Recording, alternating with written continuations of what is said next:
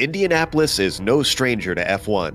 As well as hosting the US Grand Prix in the early 2000s, the Indy 500 was considered a round in the World Championship in the 50s.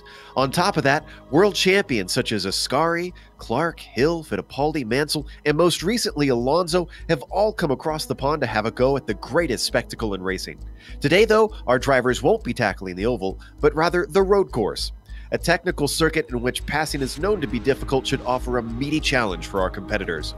We'll see who's up to the task as we get ready to watch Round 8 of the Lotus 49 World Cup, and you'll see it all live here on the Global SimRacing channel.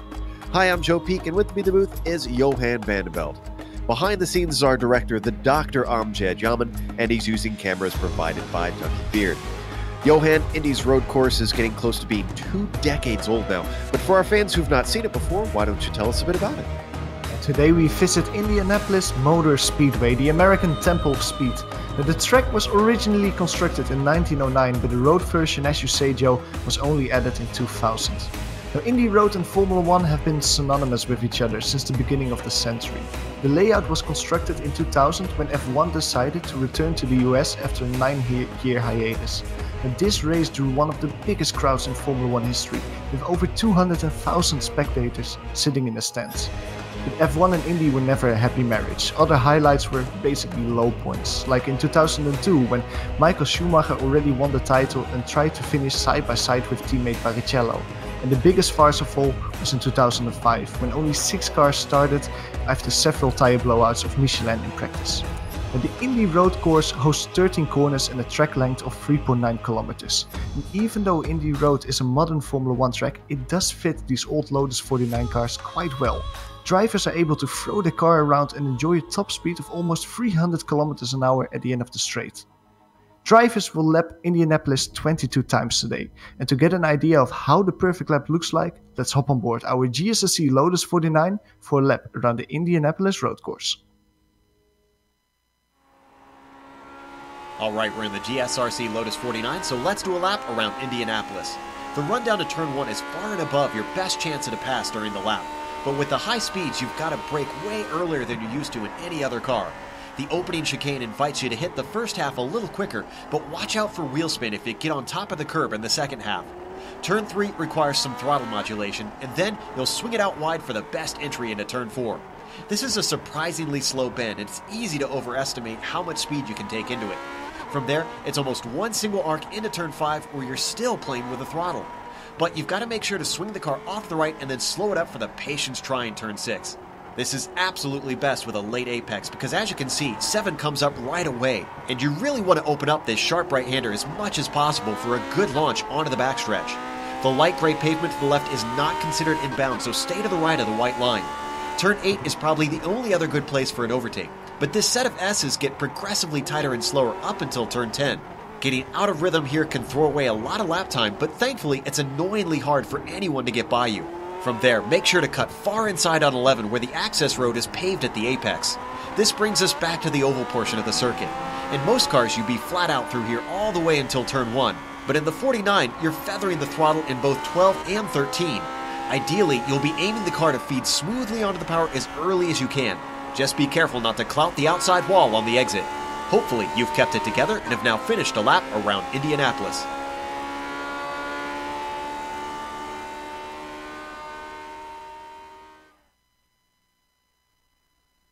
I can tell you that last turn is going to be pretty harrowing for this old F1 car with no wings on it. These drivers will have to be on the edge. Now, as qualifying works its way through, why don't we take a glance at what the points championship looks like, as Mick Claridge still leads the way up there, but unfortunately, Michel Dudagnon is not here again today. At this point, it seems pretty likely, even though he's still got a mathematical chance, that he is out of this championship. That leaves Billy Bob Wright to try and carry the torch, but he's a whole 75 points back, but you just never know.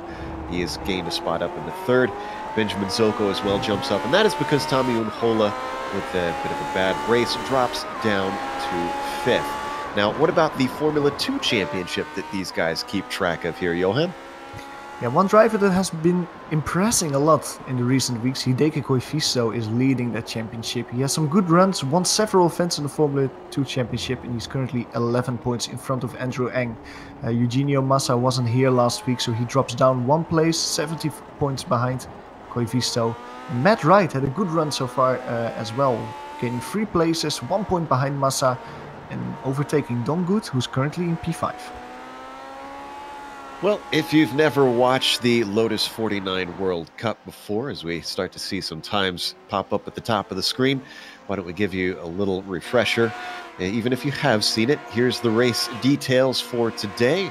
Round 8 out of 12, so 2 drop weeks that they get in the points championship, and you can see those have started being scored in there. Now, the race distance today is 22 laps, and it is open setup on these cars, so they can tweak them to their liking, which also means you should not expect a pit stop, just like back in 67. And there's the scoring there at the bottom of the graphic. So 40 points for first is quite a bit, not quite like the original F1 scoring of this year. And, of course, there is the Constructors' Cup. Johan? Yeah, not so much constructors in the Lotus 49 Championship as the Nation Cup. The best driver from each country scores points for that country. And as you can see, the United Kingdom is leading. Mick Claridge is dominating the Formula 1 Championship and then also dominating the Constructors' Cup. Behind them, the United States and Finland are quite close together.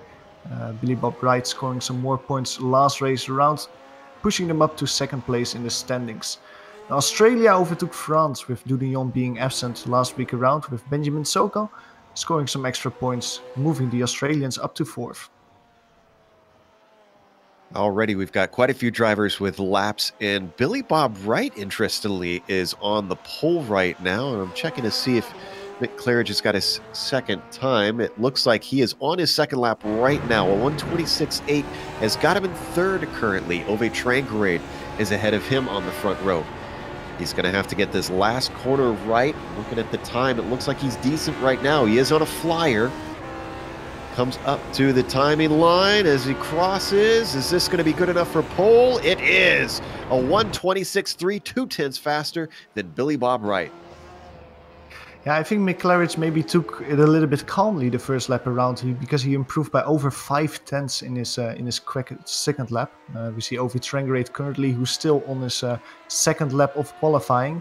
Billy Bob, however, did both of his laps, but both of his laps impressively only a few hundredths of a second away from each other. And Billy Bob only being 2/10 down Mick Claridge, that surely looks promising for the race, Joe, with 3 drivers very close together in the top spot. Indeed.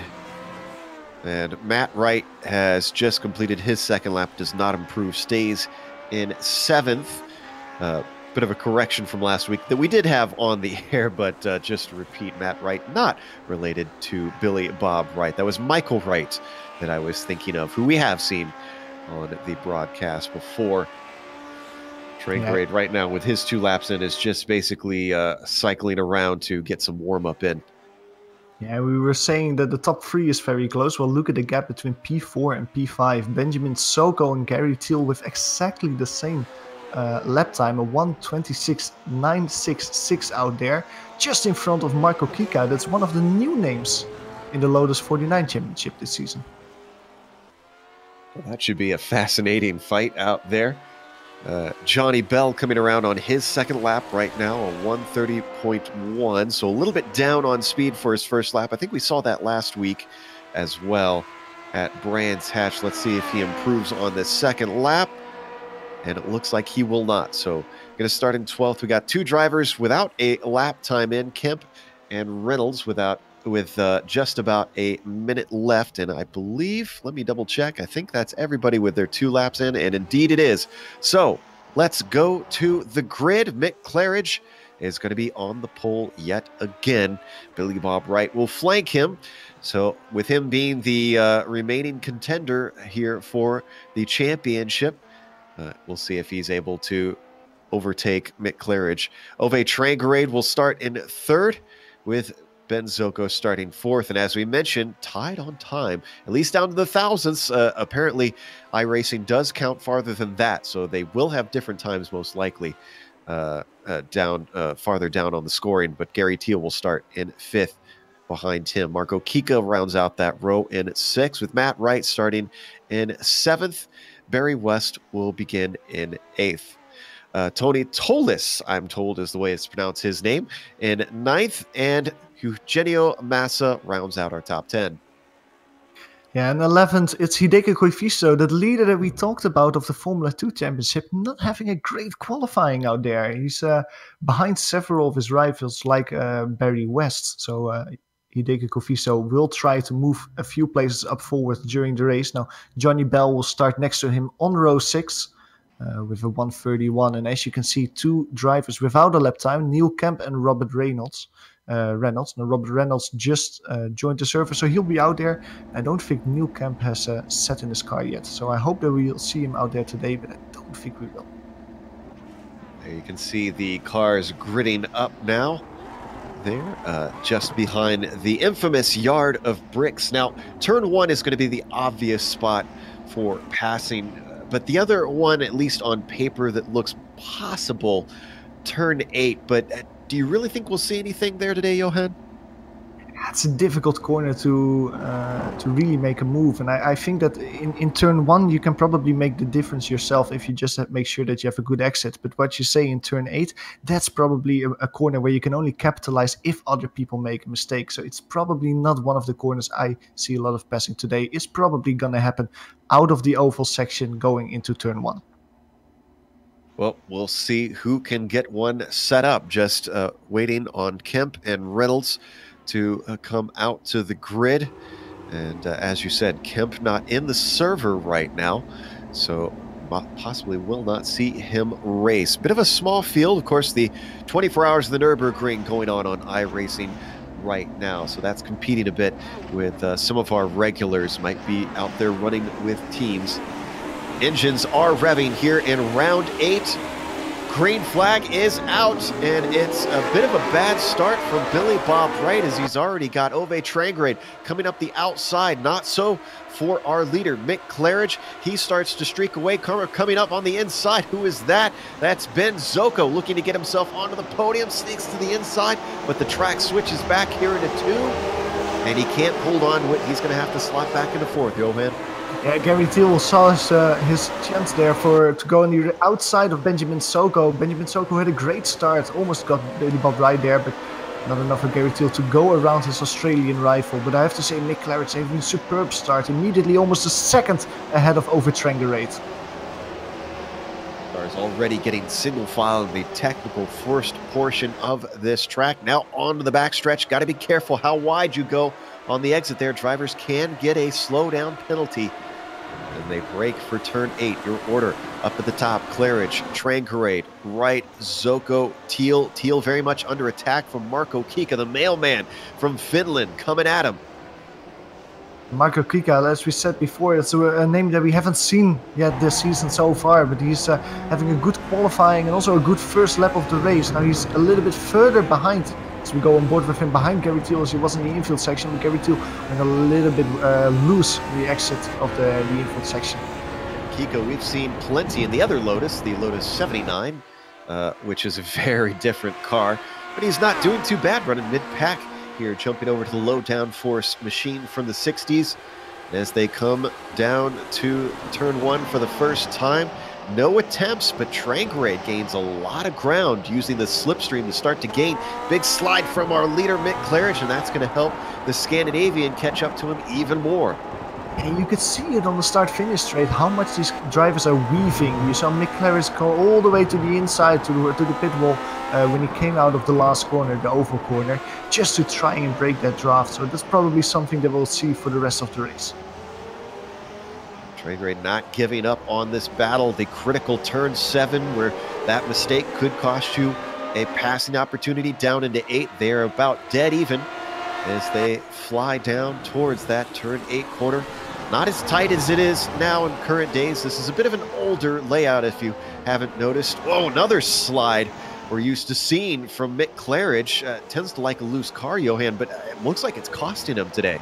Yeah, especially with a track with this long straights, you just want a good exit everywhere so you can enjoy the top speed as much as possible. But at the moment, he's still in front of his Norwegian rival. But I think, look at how close Ove Trangrade is. He's way closer than he was last lap around. He'll follow him through the last corner. But if he's able to enjoy the draft once again, he might be able to try and move in turn 1. I think he's just a little bit too far back. He's going to close in a little bit, but run out of road down into turn 1.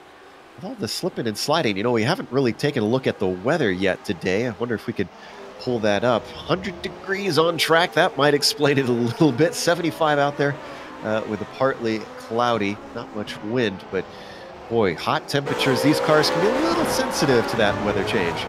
Yeah, and I was eavesdropping on some of the drivers in practice earlier today, and they were actually saying that this track is quite slippery. And yeah, those warm temperatures won't help at all then. As we see Benjamin Socco currently trying to close the gap to Billy Bob. Tony Tavolis behind him is under heavy pressure of Matt Wright. Matt Wright having a great run there out of turn 7. This is one of those moves that you can maybe try a dive on the inside if the person in front of you makes a mistake. Matt Wright on the inside. Tony Tavolis gives him the room. Ooh, a little bit of a wiggle there. And that's going to give it back to Tony, who keeps the position with a great defense through the S's. And coming back to the oval portion, this is starting to stack them up behind Wright. You've got Koivisto and West making a train. Tony having a great race so far. He started in P9 and already made up 2 positions, mostly on the opening lap load to be P7. Now, it doesn't seem like he has the pace to catch up to Marko Kika, but if he keeps defending like that, he will be able to defend that P7 position for himself. Haven't seen a whole lot of change in position since the grid, honestly. Anybody who's made moves. Oh, speaking of which, Hideki Koivisto losing out to Barry West, who gets himself up into 9th. Nice move down into turn 1.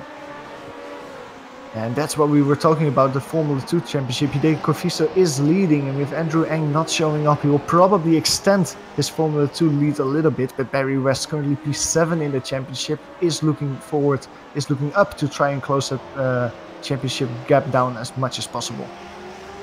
Last time we saw an attempt into turn 8 between Tolis and Wright. Well, let's see if we get another one. Wright is pretty close, not close enough.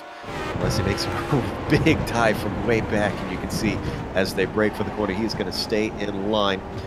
And apparently Aang is watching the broadcast today in the chat. He's told us he's actually working today. It's a shame that he can't be here, but at least good that he can follow the race and see his rivals race around today, as we... It might be worth to go back up to the lead. Over Trangerate is on the oval section right now, and again he's extremely close to Mick Claridge. As you say, once again last time a few laps ago, Joe, not able to close that gap enough to try and move on the inside there, as both cars are sliding through turn 1. Well, they are pushing very hard. These cars notorious for that long braking zone. It's got to be incredibly tough to brake accurately for turn 1, because even though these cars are known for being slow through the corners, one thing I think our viewers don't realize is just how fast in a straight line they are. Yeah, extremely. It's almost like a rocket as we see a move for P4. Benjamin Sokol going extremely wide. Gary Thiel diving on the inside of turn 6. Now that is the outside of turn 7 here. But he holds it there. Now he can probably keep a little bit more momentum early on the throttle, and he does. And sorry to interrupt, we have to go to the lead because there's a battle at an attempt for the lead from Trangerate. And another big slide from Mick Claridge. He somehow holds on to it. Trangerate's going to switch sides, try around the outside of turn 9. That won't work either. But all this has slowed them up and backed them up into Billy Bob Wright. I don't know how Mick held on to that car because it was all sorts of sideways. Beautiful car control, as you say, from the English driver. Now, it's almost like we're looking at a Japanese drift event sometimes. The cars are sliding so much in the infield section, and that gives a lot of drivers opportunities to attack the people in front of them. Now, over Trangerate again. Only a few tenths behind his rival, but not close enough to try and move like that. But he has to capitalize on those mistakes of Mick Claridge. Once Mick goes sliding like that, over Trangerate has to be there and dive on the inside of his rival. While that was happening, we had our first casualty of the day. Barry West, unfortunately, went side by side with Koivisto. This was through turn 5. Not often you see side by side through there. Looks like he just made a little mistake in 4 from what we're seeing in the replay. Then was offline and it gets clipped. His car just slowed down tremendously all of a sudden. I don't know what happened exactly, but it's a weird accident to say. That's not really a move where you expect someone to catch up very quickly there. Yeah, certainly not. And it bit Barry West, unfortunately, as we come back live to racing once again. You can see he's had to take a tow. He could still get out there. It's early in the race, but obviously he's going to have to hope for attrition. But our battle for the lead is now heating up once again as Trangerate took a look into turn 10 and it didn't work out for him. They return to the oval and they string out. Johan, it looks like you've got a little bit of a suspicion of what's going on with West, though. I think that he might have had some hardware failure, because I'm looking at this car in the pits at the moment and he's just steering his steering wheel from left to right, maybe testing it out if it works again. But it's just a very strange accident because he lost all the power on a place where you normally don't lose power so suddenly. So I think there might be some hardware failure being the cause of that. Sad to see the ephemeral problems of drivers on the sim side of things. In the real world, you get all kinds of mechanical issues. And the sim world, they're mechanical, just not in the same way. So as we ride on board with Trangerate, continuing to hound Mick Claridge, doing what he can to try and take the championship to him. Sounds like we even got a battle back in 9th as well. And that as Tolis and Koivisto, this is for 8th position. Koivisto just made a beautiful move on the inside of turn 1 as we go to a replay of that. Now Teolis is immediately putting the pressure on that Finnish driver. But as you can see here, just diving on the inside and outbraking it. Textbook maneuver there from Hideki Koivisto. Nice job. And as we come back live, he's going to have another go at him down into 8, but that doesn't come off. Boy, hard to split our attention between the lead pack and the mid pack, because there have been some great fights going on in both of them. As they come back onto the oval, big mistake there from Tolis is going to allow Koivisto to get some breathing space finally. Now, talking about breathing space, Ovid Trengerade is a little bit further behind Mick Claridge than he was for the last laps. Half a second behind his rival going over start-finish line. For the last laps around, it was only 0.3 of a second.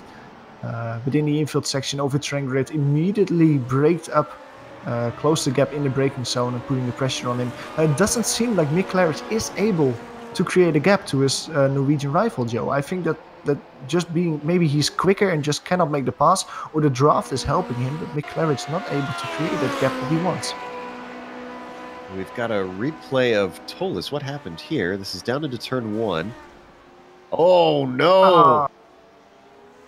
Blew his engine.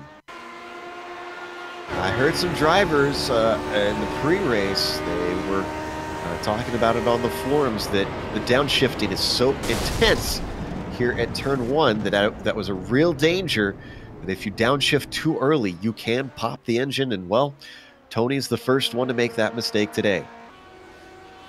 As Tony Tuolis is sitting in the pit lane, Barry West is coming out again. Now he's currently 1 or 2 laps down to the rest of the field, but testing his car out. No, he's immediately parking his car again.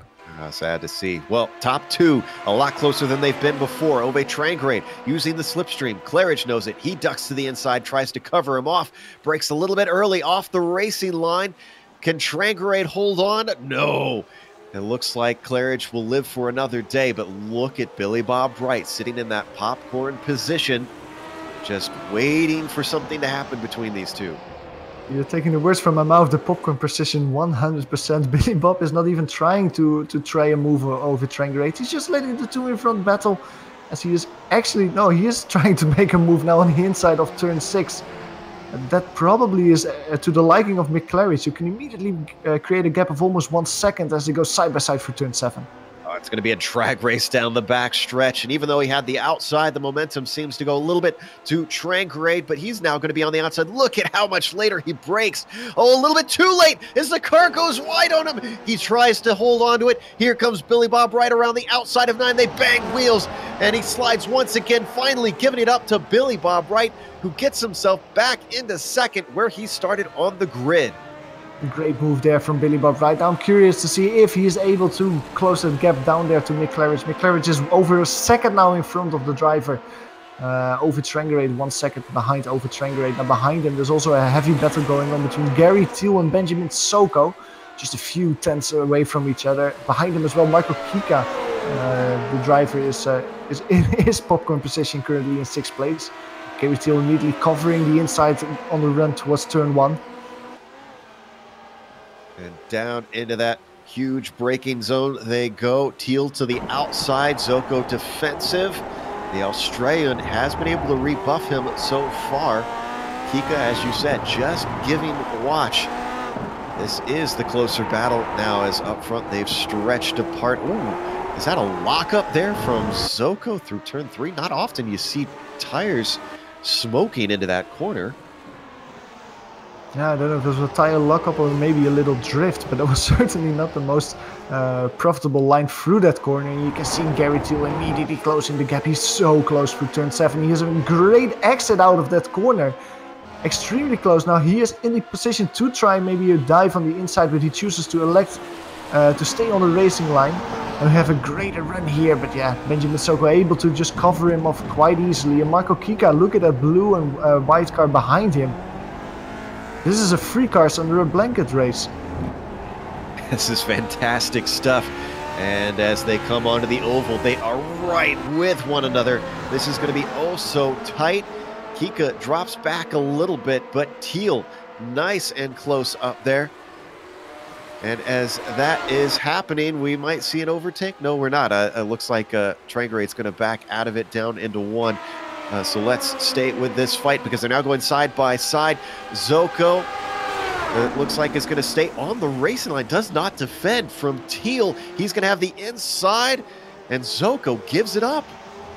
And maybe he thought that he could swing it, take a little bit more speed through the outside of the corner, or just, I don't know, wanted to follow Gary Teal for a little bit. But it was, as Benjamin Zoko is very loose there on the infield section. That immediately opens the door to Michael Kika, who's able to put it side by side and actually go past. Oh, he is struggling right now. Oh, and second place up for grabs as well.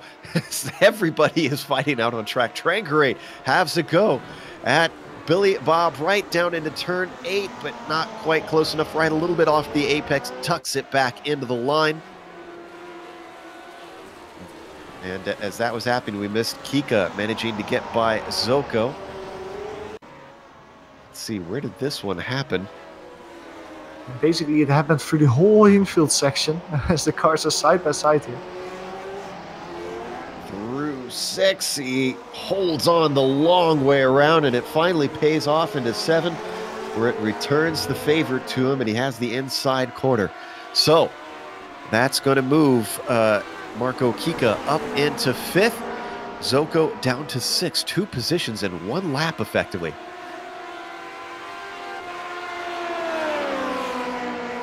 Already past halfway in this race now. The lead starting to stretch out as Mick Claridge now 1.3 ahead of Billy Bob Wright. His battling with Ove Trangrade has sent them backwards. Seems like it is now the battle for the middle spot on the podium unless we see a big mistake from Mick. Marco Kika is also extremely loose at the moment, immediately under heavy pressure of Benjamin Zoko, and Benjamin Zoko not able to make a move in turn 4 there. The gap stretches out a little bit again once we go on board of Benjamin Zoko here. But it look at that car in front, that blue and white car, it's really struggling for traction there. It goes sideways basically in every corner, and that should help Benjamin Zoko to close the gap to P5 again. We've heard a number of drivers talk in previous races about the difference between a cold setup and a warm setup, and there is subtle differences at times that maybe you need to put into the car. Wonder if maybe there's some drivers getting caught out by the hot weather and didn't have a warm weather setup here for today, and might explain the ill handling. Now Billy Bob Wright and Ove Trangarade still continue this battle onto the front stretch. Trangarade's going to look to the inside, tries to outbrake him down into the corner. Wright sees if he can hold on the long way around. It switches back in his favor through turn 2, but it switches back once again through 3. Oh, and they almost bang wheels once again. Trangarade still having the inside. The car gets a little sideways. He's given room as Billy Bob Wright tries to keep from getting slid into. Still side by side. That's 4 corners now. 5 corners into 6. Nobody's willing to give way for P2. Billy Bob Wright gets ahead and finally denies him into turn 7, but he slides a little bit wide, and it's a drag race once again on the backstretch as the tires squirm under power for Billy Bob Wright. The braking for turn 8 looms ahead. Trangrade a little bit braver, but he's around the outside. Still no one giving way. Wheel to wheel. Are they going to go for an entire lap around Indianapolis? And finally, Ove Trangrade gets ahead of him. Wow, I'm getting sweaty hands from just looking at it. What a move from both of the drivers to keep it side by side for 8, 9, 10 corners straight. But Ove Trangrade managed to best Billy Bob there, go back to P2. Now look in front of Ove Trangrade. Look at that gap towards Mick Claridge. Mick Claridge is several seconds in front of P2 now. He is loving this. He can just drive away when Billy Bob and Ove are fighting like this. Billy Bob enjoying the draft, trying a move immediately once again into turn 1 there.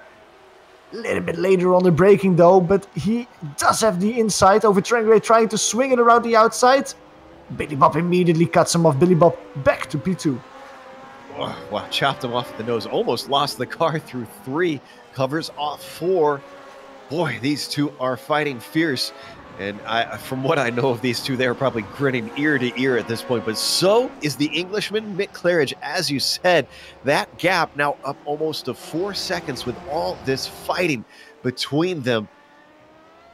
But regardless, they have put on a show down here for second place. This time, not side by side for as long, as Billy Bob Wright is going to solidify that second place on the backstretch. Now you have to wonder if they keep fighting this hard, is Gary Thiel maybe going to start to close down on them? Yeah, the last lap around Gary Thiel was 2 seconds quicker than Billy Bob. Now, that was, of course, because of that extreme battling. But like you say, Joe, if they keep battling like this, they will... Gary Thiel will probably be able to close up with them. With 9 laps to go, that's surely possible. Another big fight that we are seeing is the one between Gary Thiel and Michael Kika. But at the moment, Ovi Trangerate is once again putting heavy pressure on Billy Bob there, out of the oval. Billy Bob immediately covering the inside. He knows that that's probably the place that Ovi Trangerate tries a move. Ovi Trangerate follows him, and once Billy Bob moves back to the racing line, Ovi Trangerate stays on the inside.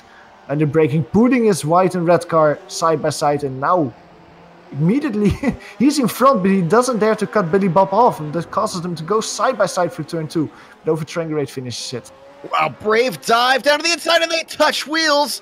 I think they managed to continue on. How much damage, though, to the suspension of Ove Trangerate. He's able to keep going. Let's watch that one more time. That was a big hop from how they touched. I mean, Billy Bob had all the right to try a move there. There's another place where you try a lot of moves, but just braking a little bit too late and touching the wheels like that. And there was a little hop from Ove Trangerate, but it seems like both cars are fine and able to continue. Only so much horseplay that you can get away with in these cars. And they managed to get away with it that time, but I think we're going to see them back off a little bit after that one, knowing that they pushed the envelope. That was a big dive down into turn 4 that kicked that off from Billy Bob Wright. And boy, that's twice now we've seen a car in turn 4 get all kinds of squirrely. It's so tough, I found, and just about every car I've driven on this track, Johan, that turn 4 braking, it's so marginal with that curved braking zone. It's a really difficult car, and I think that the Lotus 49 is one of the more challenging cars to drive on iRacing, and that only makes it a lot more difficult. As you see, Benjamin Soko is putting a lot of pressure on Marco Kika. They were going at it a few laps ago when they swapped places several times within a lap. Benjamin Soko having a great run on the oval section, diving it on the inside. Marco Kika not defending it really. Benjamin Soko just being able to brake a little bit later, but Marco Kika keeping it side by side there. And now he has the inside, maybe not able to get a little bit more speed. Benjamin Soko makes that move stick now. Kika finding that grip where others can't, but he's got to give up the ghost as Zoko moves himself into a top 5. We have 11 cars left out on track. West has retired. Tolis has retired. Neil Kemp was a DNS. Reynolds currently our last car on track, but we have been treated, despite the small field, with incredible battling out here at the Indianapolis road course, now with only 7 laps to go in round 8 of the Lotus 49 World Cup. We're watching the battle for 5th between Zoko and Kika, the Australian and the Finn.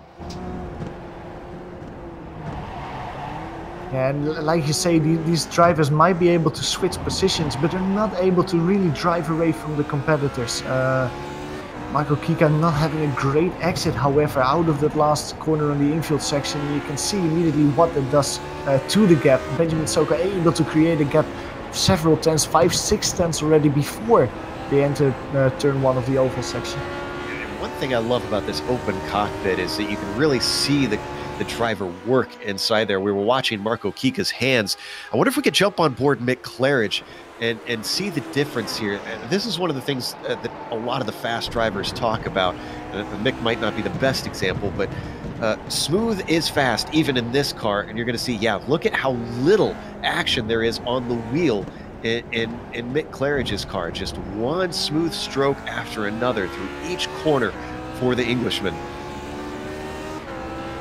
Yeah, almost like how Jenson Button drove his Formula 1 car. Just really consistent, not having to make a lot of moves on the steering wheel, and that's helping Mick Claridge a lot out there.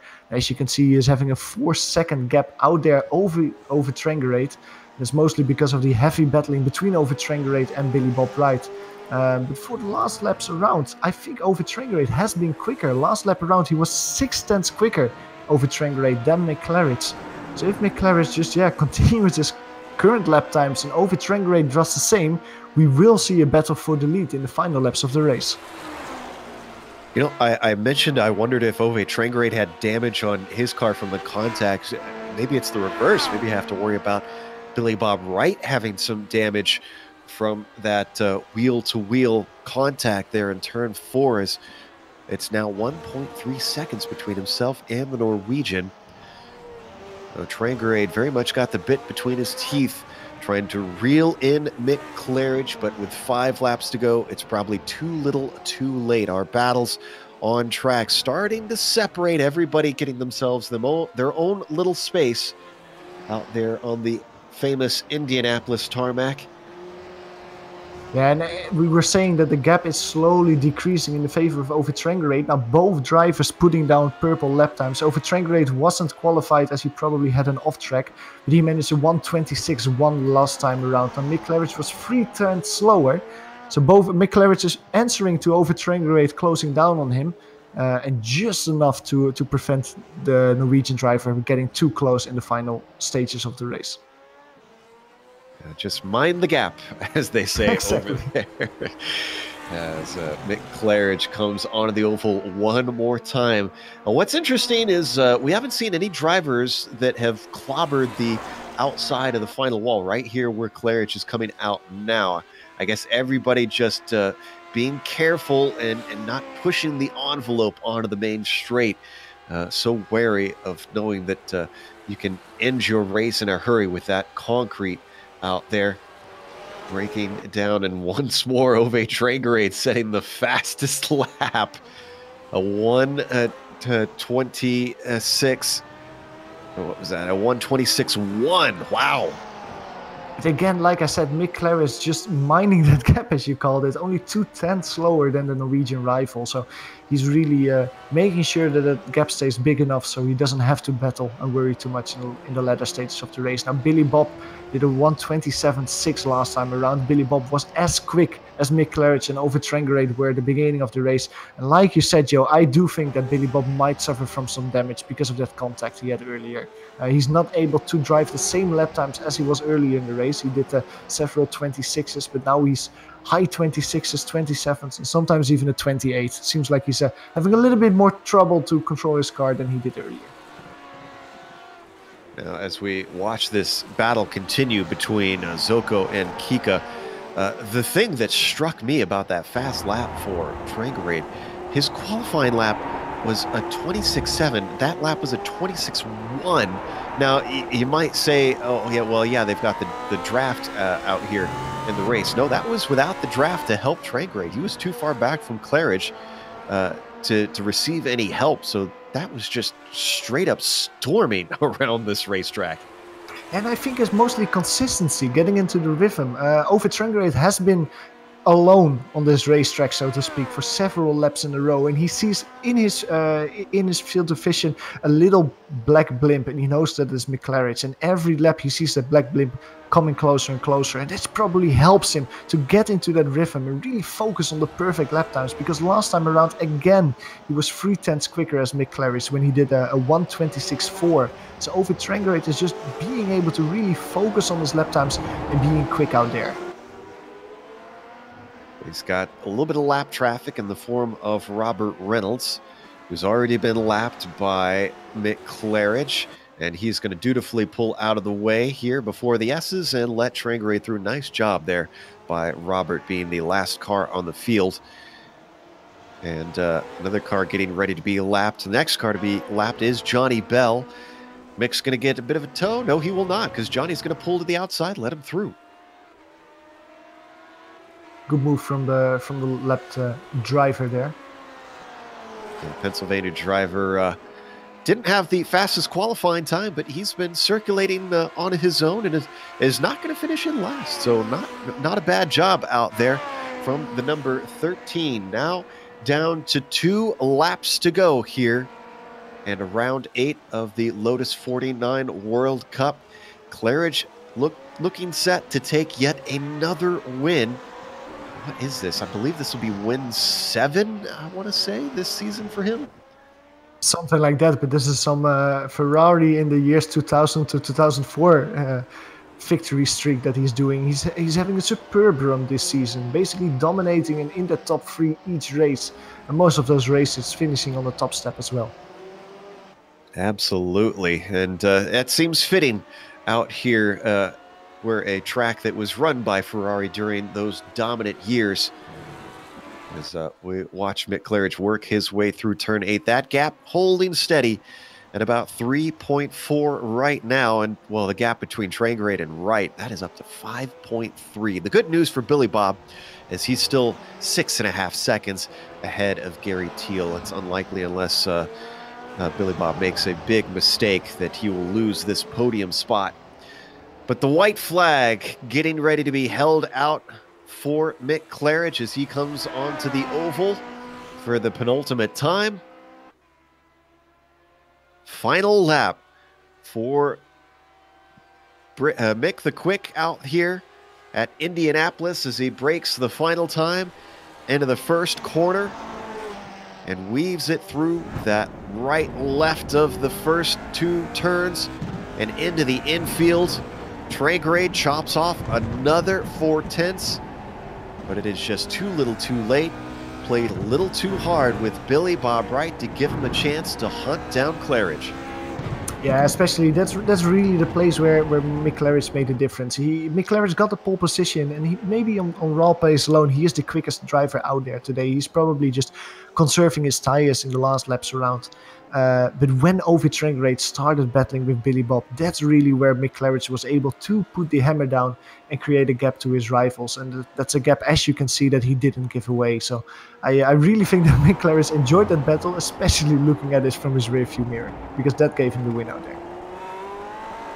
Well, the numbers on these cars are determined by the driver's iRatings.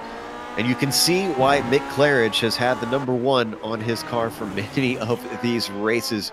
With Michel, the Frenchman, his main rival in many seasons past, not here, Mick Claridge had to work a little bit for this one. He was under threat for a number of laps, but not here at the end, as Claridge takes another win here at Indianapolis. Ovid Traingrade has closed the gap for several tenths of a second. But not enough. He finishes 3.5 seconds adrift of Mick Claridge in the end in P2. Billy Bob Wright does get 3rd. How about Gary Teal? Great run from him, going from 5th to 4th. Benjamin Zocco, not as good, going from 4th to 5th, reversing that, but holding off Marco Kika, who does get a 6th place here in his first broadcast race on the Lotus 49. Matt Wright behind him having a quiet race. We haven't talked a lot about him, but he started in P7 and finished in P7. More than 10 seconds adrift of Marco Kika and more than 10 seconds in front of Hideki Koifisto. Eugenio Massa is going to round out our field on the lead lap. So with that, we're going to take a quick break here on the Global Sim Racing channel. We'll come back with the official results as well as driver interviews. And don't go away, because on screen you're going to see all the upcoming races here on the GSRC.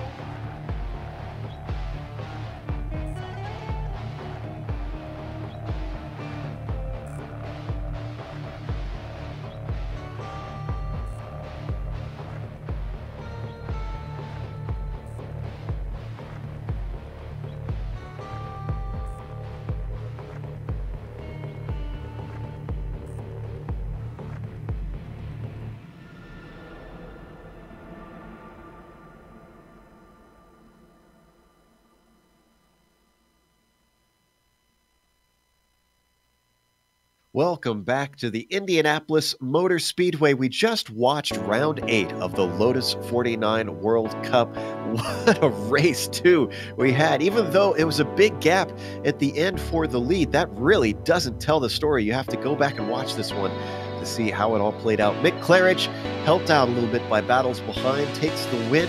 Ove Trangrade in one of the most epic fights we've ever seen here in Lotus 49 World Cup. With Billy Bob Wright, Trangrade takes second, Wright takes third to decide the podium. Gary Teal gets fourth. He had to fight a little bit himself, but he stretched away into no man's land there, finishing with nobody around at the line. Benjamin Zocco takes fifth, and he had a good fight himself with Marco Kika, who had an interesting excuse today, said he ate a big pizza before and regretted it once the race started. And then Matt Wright, of course, taking seventh. Johan? Hideko Crivisto, I think, wins the Hard Charger award out there, gaining 3 positions, starting in P11 and finishing in P8. He finishes in front of Eugenio Massa, who won 1 position to stay in P9 at the end. And he was the last driver on the lead lap out there. Jody Bell finished in P10, winning 2 positions from his qualifying spot. Robert Reynolds finished 2 laps down in P11, and then there were 3 drivers that had trouble out there. Tony Teolis, who crashed into the wall. Barry West, who also saw some contact ruining his race out there. And New Camp, who didn't make the grid today. Our winner has come to talk to us. Mick Claridge has put down the champagne bottle and wiped his brow a little bit. Mick, you did have a little bit of threat from Ove, but once Billy Bob came into the mix, it seems like you had free reign to run away with this one. Oh, hi, Joe. Sorry about the phone ringing in the background there. Yeah, that was pretty intense. I think I was the slowest out of the 3 of us, really, through that race, and it was only because they was battling so hard that I got the gap like that. But I could see Uwe catching up afterwards, when he got clear.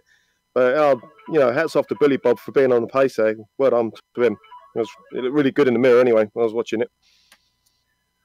Yeah, and, we saw a lot of drivers with very difficult handling cars out there today. You seem to be sliding quite a lot yourself. It looked like it was quite hot on the tarmac. Did that make the difference? Is that what was making it so slippery? Yeah, it was pretty hot, so there wasn't any grip really. There's no grip on that infield section really anyway at all. But I think for me, I wanted to be fast in the 2 banked corners, onto the straight. So I ran quite a low power ramp. I think it was like running 50 or something like that. So it was quite scary coming out the slow corners, So, but yeah, it was, as long as I was sort of fast down the main straight, I wasn't too bothered really. I mean, I knew I'd be in for a fight anyway with Uwe. I mean, he's just so fast these days. Now, the small field didn't really seem to matter today because you guys gave us great fights all throughout the field. I know you didn't get to see much of it being out front, but really there was some great battles. Do you feel like you might take a go at the 24 Hours of the Nürburgring with a team later today, or is this it for you? Oh, do you know what? It's so annoying. Well, it's bittersweet, really. I mean, Billy Bob put something in the forums, the other day asking for drivers, and I did think about it. But I've actually joined a league running the old Grand Prix Legends sim. So I've got a race coming up in a minute now, really. The server's opening right now. And so I've got to get out of like iRacing mode and get into Grand Prix Legends mode and do that sort of thing. But yeah, it was just time for me. It was so annoying, I would have loved to run it, especially with Billy Bob, It would have been great to run as a team there. Such a shame. Well, we'll let you go then, and good luck in your race later today. Yeah, cheers, Joe. See ya. That was Mick Claridge, our winner for today. Up next, we have our 3rd place finisher, Billy Bob Wright, ready to talk to Johan. Billy Bob, congratulations out there with P3. Billy, you had a great battle out there with Ove Trangrade. How was that from your point of view? Well, first off, guys, I want to say thank you to Mick for sharing a set. I got no practice this week, and he shared me a set early this morning, and I got a few laps in before the race. But the race with Uwe, I'm just so happy that we got away with one, because on my view, we had some pretty serious contact, I think, in turn 3. And but man, I mean, how long were we side by side? It was so intense that I kind of lost a perception there. I was so focused on not hitting him and not crashing and trying to stay ahead of him that it seemed like it was like a lap and a half or something. Almost like that, yeah. It was like I started counting and I came to 11, 12 corners in a row that you were side by side. It was amazing to watch. Now, one of the things that you say is actually that contact that you had at one point in turn 3. We saw Ovis' car jump up a little bit, and after that contact, you seemed to drop back a bit. Did you suffer some damage because of that? No, I just felt bad that I had contact with him, and I wanted to make sure that didn't happen again. So I let the tires cool off, and then I made a run at him, and basically I just decided third is much better than not finishing. And this place is it's only the second time I think we've raced here, and man, I'll tell you, this was just like this last time we were here. It was really good racing and a lot of fun.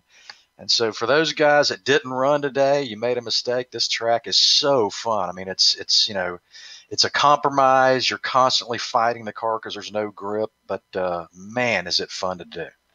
Yeah, and I agree. And I was wondering about that because we saw cars slide that much. We saw them twirl so much whenever you got into traction. What was the most difficult corner for you personally to get the power down? Was it going onto the oval to really, when you transition to that oval section, that's where the car starts to slide a little bit? Well, I think that was probably the most critical corner because of the super long straights and the super high speeds. But actually, the problem I had there was understeer. It was really hard to get the car to turn through the center of the where they transitioned from the infield to the oval. The car tended to push, so you had to wait a long time to get on the throttle. Other than that, I mean, they're all such a challenge at this track, and I guess it's just the way the corners are designed that you have to four-wheel drift the car every single corner to be quick. And man, it was just a blast. I love racing this place. I mean, at the same time, it's frustrating because you're constantly wanting to get on the gas, but a lot of fun. It was certainly a lot of fun to watch from the outside. Now, we just spoke with Mick Claridge, and he mentioned the 24-hour race at the Nürburgring today. Are you going to drive that? Yeah, I've got myself and my nephew, Michael Scott Wright, and our friend Roman from Germany is going to be racing with us. And so I'm hopeful that they have started and are continuing to turn laps. As soon as I'm out of here, I'm going to head over to the race server and jump in, and hopefully we'll have a good day there. We had good qualifying in the top 20 in qualifying, so that's overall. So I'm looking forward to hopefully a good race. We need one because our last two 24-hour races have not gone well. So wish us luck. All the luck to you. Third time's a charm. So good luck out there in the Noordslijven. That was Billy Bob talking with us, finishing P2, P3 out there. And up next, we have a top 5 driver who as well had great battles out there today. Benjamin Zocco fighting with Marco Kika.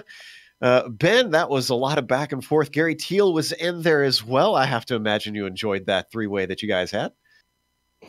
That was a lot of fun. I finished the race dripping with sweat. That's how I like it. You and Marco almost had as much back and forth as we saw between Billy Bob and Ove a little bit farther up.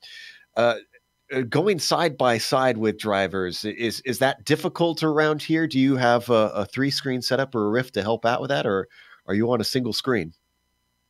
I've got a Rift. That definitely helps. But trusting the other drivers too. Marco used to race this series about 12 months ago, and so I can remember that I can trust going side by side with him there. Same with all the other guys up there. But it is very difficult at this track. It's so slippery, which is what makes it, I think, really fun and produces these really good, exciting races because there's so little grip, and it's like ballet out there, ballet on ice. Going side by side through those corners, I tell you what, every single time you think, oh no, where are they, and are they gonna hit me? But you just try and hold your line and keep the thing pointed straight, and it all worked out really well. But yeah, so much fun out there. I made a mistake, which I told myself not to. I think like one of the most important corners on the track is what would be 1, 2, 3.